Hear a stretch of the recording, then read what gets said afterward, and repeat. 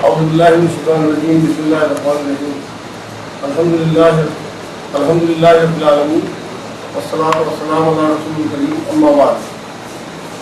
سوال و جواب کی نشست کا آج چوتھا ایپیسوڈ شوٹ ہو رہا ہے۔ اس سے پہلے 3 ایپیسوڈ ہم شوٹ کر چکے۔ اللہ سے دعا کریں کہ یہ لوگ کام آئے، ہمارے لیے آخرت کا ذریعہ بنے۔ جی شروع کر دیں سوال جواب۔ یہ کیا اسلام میں قضا کا کیا کوئی کانسیپٹ ہے؟ ان کا سوال یہ ہے کہ اسلام میں کیا قضا نماز کا کوئی کانسیپٹ ہے؟ جی، قضا نماز کا کانسیپٹ ہے۔ حضور اکرم صلی اللہ علیہ وسلم کی 2 بار نمازیں قضا ہوئی ہیں، کچھ روایتوں میں 3 بار بھی ہے۔ ایک بار حضور اکرم صلی اللہ علیہ وسلم اور تمام صحابہ کرام ایک غزوے سے لوٹ رہے تھے، سفر میں تھے، تو فجر سے تھوڑا پہلے سب کی آنکھ لگ گئی، اور جب آنکھ کھلی تو فجر کا وقت نکل چکا تھا۔ حضور اکرم صلی اللہ علیہ وسلم نے تمام صحابہ نے قضا نماز ادا کی اس وقت۔ ایک بار اور ایک غزوے میں حضور اکرم صلی اللہ علیہ وسلم عصر کی نماز پڑھنا ہی بھول گئے، تو کفار پہ لعنت فرمائی، لعنت ہو کفار پر جن کی وجہ سے آج میری نماز قضا ہو۔ بس یہ 2 ہی وجہ ہے اسلام میں نماز قضا ہو جائے تو پڑھنے کی۔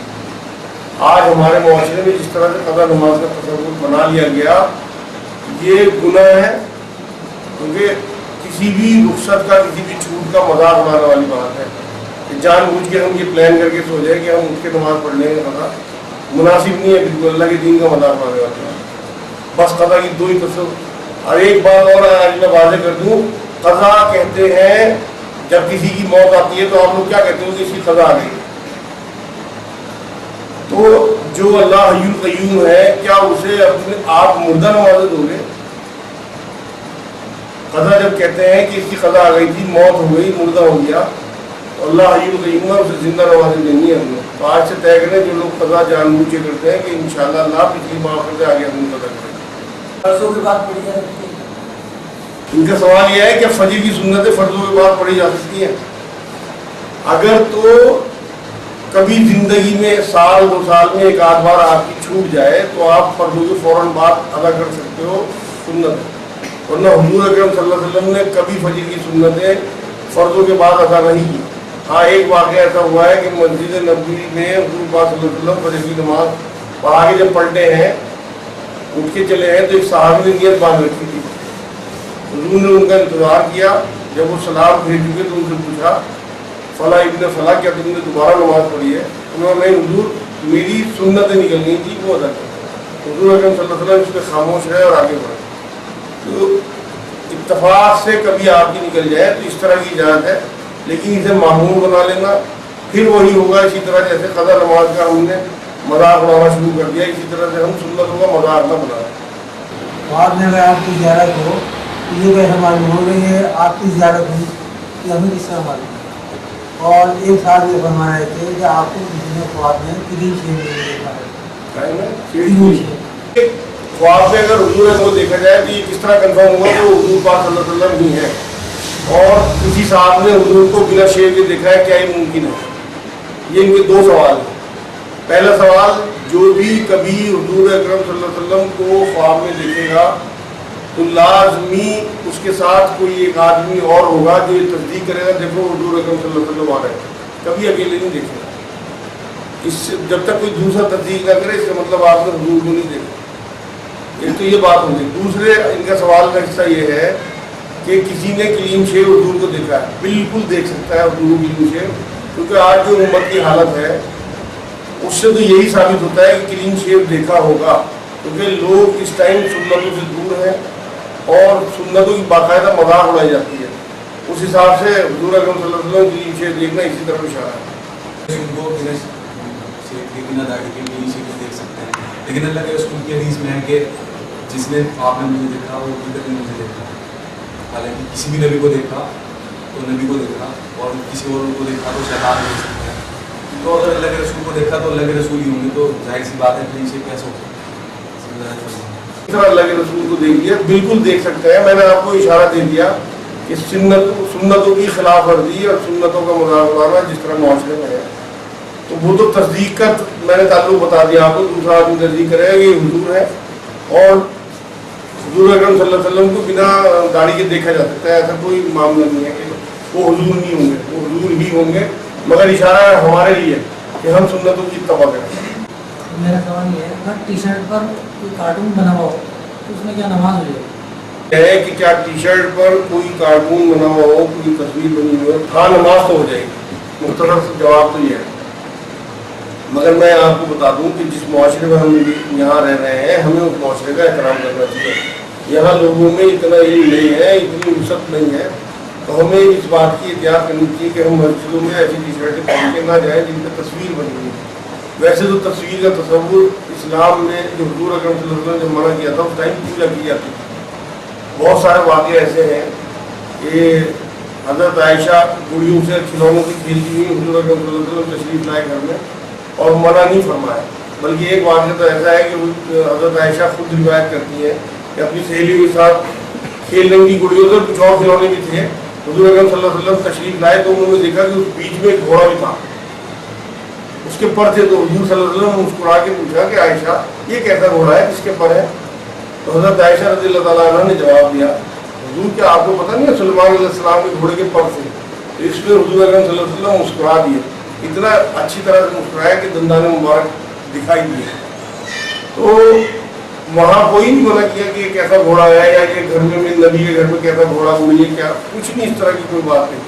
تو اس لیے بہت زیادہ شدت نہیں ہے، پھر بھی جہاں تک ہو سکے لوگوں کو تکلیف نہ دینے کی وجہ سے ہم ایسی ایکٹیویٹی نہ کریں اس معاشرے میں کہ لوگوں کو دکھ ہو۔ غسل کا بالکل مکمل اور صحیح طریقہ کیا ہے، اور اگر انسان وضو کی حالت میں نہ ہو، بیمار ہو، کسی وجہ سے کوئی پریشانی ہو، تو وضو کیسے کر سکتا ہے اگر نہ ہو؟ اور تیسرا میرا سوال یہ ہے کہ نماز اگر انسان بیٹھ کے نہیں پڑھ سکتا تو کس طرح اس کو مکمل پڑھنی چاہ سکتے؟ پہلا سوال یہ ہے کہ غسل کا صحیح طریقہ کیا ہے؟ جو حضور پاک صلی اللہ علیہ وسلم سے ثابت ہے، جو روایت میں آتا ہے غسل کا صحیح طریقہ، اس میں یہ ہے کہ آپ سب سے پہلے 3 بار اپنے ہاتھ دھوئیں، 3 بار کلی کریں اور 3 بار ناک میں پانی چڑھائیں۔ اس کے بعد آپ اپنے اعضاء جو گندے ہوں انہیں دھوئیں، اچھی طرح سے انہیں دھونے کے بعد پھر ہاتھ دھوئیں۔ حضور اکرم صلی اللہ علیہ وسلم سے بات ثابت ہے کہ وہاں کیونکہ مٹی کے گھر ہوتے تھے اس لیے مٹی پہ ہاتھ مار کے حضور ہاتھ پار کرتے تھے اپنے اعضاء دھونے کے بعد۔ اس کے بعد پورا وضو فرماتے تھے اور اس کے بعد پہلے سیدھے کندھے پہ پانی ڈالتے تھے، پھر الٹے کندھے پہ پانی ڈالتے تھے، پھر سر پہ پانی ڈالتے تھے، اس طرح سے کہ پورا جسم بھیگ جائے۔ یہ ہے سنت طریقہ۔ غسل آپ کا ایسا نہیں ہو سکتا کہ آپ پوری بالٹی ایک بار الٹ کے غسل ہو جائے۔ ہمیں ہر چیز میں حضور اکرم صلی اللہ علیہ وسلم کی اتباع ضروری ہے، تو سنت طریقہ یہ ہے۔ ان کے سوال کا دوسرا حصہ کیا تھا آپ کا؟ ہاں ان کا سوال کا دوسرا حصہ تھا کہ اگر بیماری کی حالت میں آدمی وضو نہ کر سکے تو کیا کرے؟ تو قرآن پاک نے اللہ رب العزت نے رخصت دی ہے، اجازت دی ہے کہ اگر کوئی بیمار ہو یا پانی میسر نہ ہو تو قضاء حاجت سے آیا ہو یا عورتوں سے مباشرت کی ہو یا احتلام ہو گیا ہو تو وہ تیمم کر سکتا ہے۔ اور تیمم کا طریقہ یہ ہے کہ آپ مٹی پہ ہاتھ ماریں اور اپنے دونوں ہاتھوں پہ اس طرح ہاتھ پھیر لیں اور چہرے دوبارہ ہاتھ ماریں، چہرے پہ پھیر لیں، آپ کہیں بھی ہو آپ پاس ہیں۔ اور تیمم جیسے غسل کا اور وضو کا طریقہ الگ الگ ہے، لیکن تیمم میں دونوں کے پاکی کا طریقہ ایک ہی ہے۔ تو اس لیے یہ آپ کو اجازت ہے کہ اگر آپ کو پانی میسر نہ ہو یا آپ بیمار ہوں تو آپ یہ کر سکتے ہو۔ تیسرا سوال ان کا یہ تھا کہ اگر کوئی آدمی نماز کھڑے ہو کے نہ پڑھ سکے، بیٹھ کے بھی نہ پڑھ سکے تو کیا کرے؟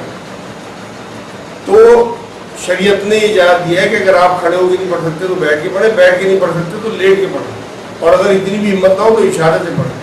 اللہ تک نیت پہنچتی ہے۔ بخاری شریف کی پہلی حدیث بار بار میں بیان کرتا ہوں کہ تمام اعمال کا دار و مدار نیت پہ ہے۔ اللہ کو پتہ ہے کہ آپ اپنی نماز ادا کرنا چاہتے ہیں۔ اللہ رب العزت آپ کے دلوں کے آخری گوشے میں بھی چھپی ہوئی خواہشات اور نیتوں کو جانتا ہے، تو آپ کی سب نمازیں انشاءاللہ نیتوں کے ساتھ اللہ کے پاس پہنچ گئی ہیں۔ اگر گھر میں موت ہو جائے تو عید یا خوشی منا سکتے ہیں؟ گھر میں میت ہو تو اس سال عید یا خوشی منائیں یا نہ منائیں، بالکل منانی چاہیے۔ دیکھو جو حضور ہمیں دے گئے وہ ہمیں لینا ہے، جس سے روک گئے اس سے روکنا ہے۔ حضور اکرم صلی اللہ علیہ وسلم نے بات فرمائی ہے کہ تمام میتوں کے لیے سوگ 3 دن کا، اور کے لیے 4 مہینے 10 دن کا۔ 3 دن کے سوگ کے بعد اگر آپ کسی بھی قسم کا کوئی سوگ مناتے ہو تو یہ کسی بھی قیمت پہ ٹھیک نہیں ہے. جبکہ عید کے لیے حضور اکرم صلی اللہ علیہ وسلم کی حدیث مبارکہ 12 آپ نے سنی ہوں کی روایتیں ہیں کہ نئے کپڑے پہنے, شیر بنائیں, لوگ ایک دوسرے کو مبارکباد دیں, ملنے جائیں رشتے داروں میں. اور آپ اگر وہ شیر نہیں بنائیں گے, نئے کپڑے نہیں پہنے, اس کا مطلب آپ سو منا رہے ہیں. حضور کی حدیث کی مخالفت کر رہے ہیں آپ. یہ مناسب نہیں ہے. ہم بنا حضور کا دامن پکڑے جنت میں نہیں جاتے. مناتے ہیں جو لوگ 40واں مناتے ہیں, جو لوگ برسی مناتے ہیں, قطعی ٹھیک نہیں ہے یہ بات. یہ بھی حضور کی حدیث کا مخالفت کرنا ہے. کیونکہ جب حضور نے بتا دیا کہ 3 دن کا سوگ ہے, ہاں کوئی عورت اگر عدت میں ہے وہ عید نہ منائے تو اللہ کو منظور ہے یہ بات, کیونکہ 4 مہینے 10 دن کے سوگ کی جا رہا ہے. عاشق رسول کی پہچان کیا ہے؟ یار سب سے بڑی پہچان عاشق رسول کی یہ ہے کہ وہ رسول اکرم صلی اللہ علیہ وسلم کی ایک سنت پہ عمل کرے گا, اتباع کرے گا اور ان کے رویے کو اپنائے گا. اصل میں ہمارے یہاں قولی اور تحریری بہت محنت ہو رہی ہے, عمل سے نظارہ ہے. جسے آپ سنتوں پہ عمل کرتا ہو دیکھو, سنتیں یہ سنتیں نہیں کہ صرف چہرہ مورا بنا لیا یا ٹوپی لگا لی یا ٹخنے اوپر کر لی, یہ بھی سنتیں ہیں. مگر اصل سنت حضور پاک صلی اللہ علیہ وسلم کی رویہ تھا, ان کا رویہ اختیار کریں. ان کا اپنی بیویوں کے ساتھ کیسا رویہ تھا, ان کا اپنے پڑوس کے ساتھ, اپنے صحابہ کے ساتھ. تو عاشق رسول کی سب سے بڑی پہچان یہ ہے کہ وہ اس کی تنہائی میں بھی سنت ملے گی آپ کو, اور اس کے جب وہ معاشرے میں لوگوں کے بیچ میں ہوگا وہاں بھی سنت ادا کرتا ہوگا. تو بہترین پہچان نہیں ہے. پتہ لگایا جا سکتا ہے. اس لیے شب قدر ہوتی ہے کیا اس کا پتہ لگ جاتا ہے. ہاں روایت مطلب آخری بہت سارے واقعے ایسے ملتے ہیں کہ لوگوں کو شب قدر کا اندازہ ہو جاتا ہے, مگر میرے نزدیک میرے علم کی حد تک ہمیں یہ کام کرنا نہیں چاہیے کہ ہم اسے لوگوں کو بتائیں. جو پچھلی خدائی کی جو ہوئی اللہ اسے معاف کرے, کیونکہ جس چیز کو اللہ کے رسول صلی اللہ علیہ وسلم نے ڈسکلوز نہیں کیا تو ہماری کیا مجال کہ ہم ڈسکلوز کریں. بتانا نہیں چاہیے اگر دوسری ختم کرتا ہے. ٹخنوں سے اوپر لباس رکھنا فرض ہے. ان کا سوال یہ ہے کہ کیا ٹخنوں سے اوپر لباس رکھنا فرض ہے؟ فرض نہیں ہے, سنت ہے.